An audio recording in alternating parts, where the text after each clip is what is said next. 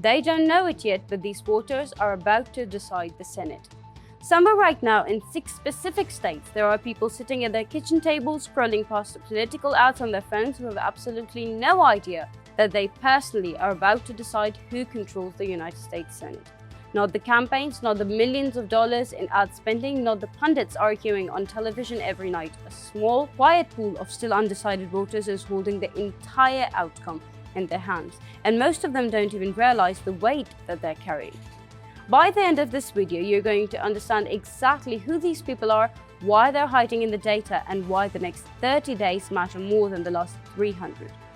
Picture the position where these voters are actually in for a second, because it's easy to forget how strange it really is. Millions of dollars in advertising have already flooded their televisions and their phones. Campaign staffers have knocked on their doors more times than they can count. Friends and families have almost certainly asked who they're voting for more than once. And after all that noise, all of that pressure, all of that saturation, they still haven't decided on an answer.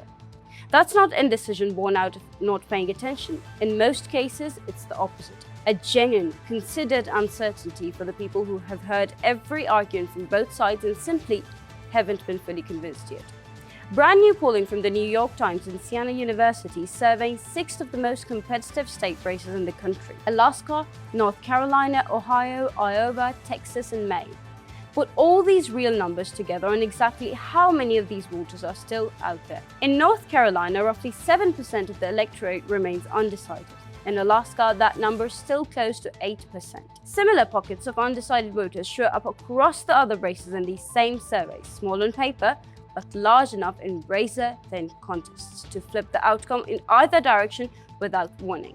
Do the math on what that exactly means in a race decided by 2 or 3 points, which is exactly the margin separating the leading and the trailing candidates in several of these states right now. A 7 or 8% undecided block isn't a rounding error in a race that close, it's the entire ballgame. If these voters break 60-40 in one direction, that alone could be enough to overturn the current polling lead completely and hand victory to the candidate who's technically behind today.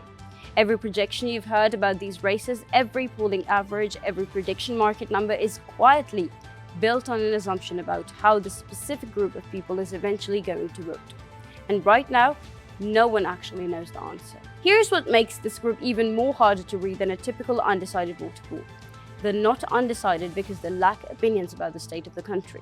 Every one of these races is unfolding against a backdrop of a president whose approval rating has been sliding, ongoing anxiety about the cost of living, lingering tension over the situation in Iran, and those voters have plenty of opinions about the state of the world. What they haven't decided is whether those opinions translate into voting for a specific candidate standing in front of them, whether a Susan Collins or a Graham Plattner in Maine, a Dan Sullivan or a Mary Poltolo in Alaska actually answers the frustration that they're feeling. That's a fundamentally different kind of undecided than someone who simply hasn't tuned in yet. And it's a far harder group for any campaign to move with a generic message. Consider Maine for a moment, because this state captures the emotional complexity of these late deciders better than almost anywhere else. The New York Times polls shows that the race between Plattner and Collins separated by just 2 points, while a competing Fox News survey shows Collins ahead by 3 points, meaning even the professionals can't fully agree on which direction undecided-leaning voters are currently tilting. Susan Collins has spent over 2 decades building a brand as someone willing to break from his own party when it suits her state's interest, and undecided Maine voters are essentially being asked to weigh that personal reputation against a political environment growing more hostile towards her party by the month. That's not a simple decision, and it shows in how unsettled the numbers remain this deep into the cycle. Alaska tells an even more dramatic version of the same story. The New York Times has Sullivan ahead by 2 points, while Alaska Survey Research, the state's most trusted pollster, has shown Poltolo ahead by 5 or 6 points, survey after survey. That gap alone tells you something important. Whichever way Alaska's undecided voters are actually leaning right now, different pollsters are catching completely different signals from them. Beltola remains more personally popular than Sullivan according to this same data, and yet a meaningful chunk of undecided voters may still end up pulling the lever for the Republicans simply because Alaska has leaned reliably red for a long time. An instinct that can quietly override personal favorability the moment someone actually steps into the voting booth. Now here's a pattern worth understanding about how these undecided voters have historically behaved in close races, because it isn't random. Late deciders often break disproportionality towards whichever way the broader national mood is, trending in the final stretch, rather than splitting evenly down the middle.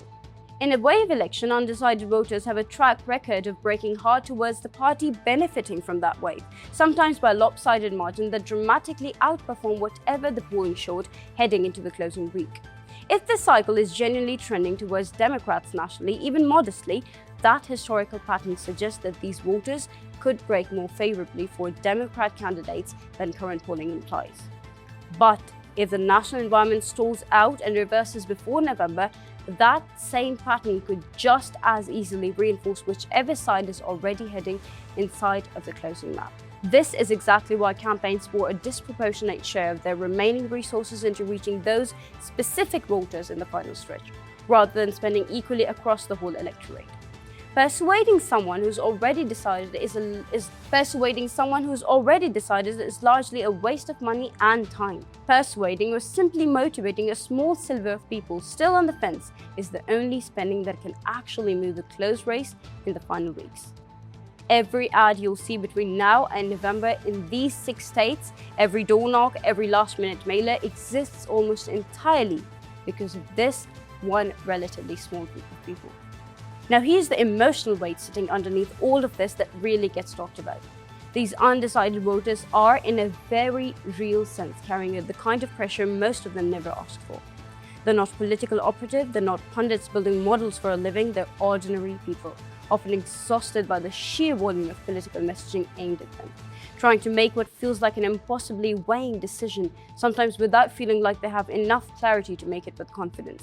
And the outcome of this quiet, private decision-making made in kitchen and car and voting booths across the 6 states is going to ripple outwards into confirmation votes, legislative agendas, and the balance of power in Washington for the next 2 years. So what happens if you're one of these voters yourself, or if you know someone who is? The honest answer is that there's no shortcut around the harder work of comparing what these candidates stand for, rather than relying purely on which side is spending the most money trying to reach you. Look past ads specifically designed to provoke an emotional reaction and towards an actual voting record. The actual policy positions and the actual answers that these candidates have given when pressed directly onto the issues that matter the most to you. The single most powerful thing an undecided voter can do in a race this close isn't necessarily decided by which party deserves them most in the abstract. It's decided by which specific candidate in front of them on their specific ballot has actually earned it. Now zoom out, and here's the bigger truth that this entire situation reveals about how fragile the outcome of these midterms genuinely is. Control of the Senate, one of the most powerful institutions in the entire federal government, is not going to be decided by some overwhelming national mandate this cycle. It's going to be decided by a relatively small number of individuals in a handful of specific states, making up their minds in the final weeks based on factors no one can fully predict by polling data alone. That's simultaneously an unsettling thought, and in its own strange way, a genuinely hopeful one, because it means that this outcome has not been written yet, no matter how confidently anyone tries to tell you otherwise. Here's the sentence worth carrying with you out of everything we just covered. In a normal, less competitive race, undecided voters are a footnote. But in races this close, spread across the states this pivotal, they're the whole story. And right now, no one, not the pollsters, not the campaigns, not the candidates themselves, can tell you with real confidence which way they're actually going to break. That uncertainty alone is exactly what's going to make the next several months of coverage genuinely worth watching.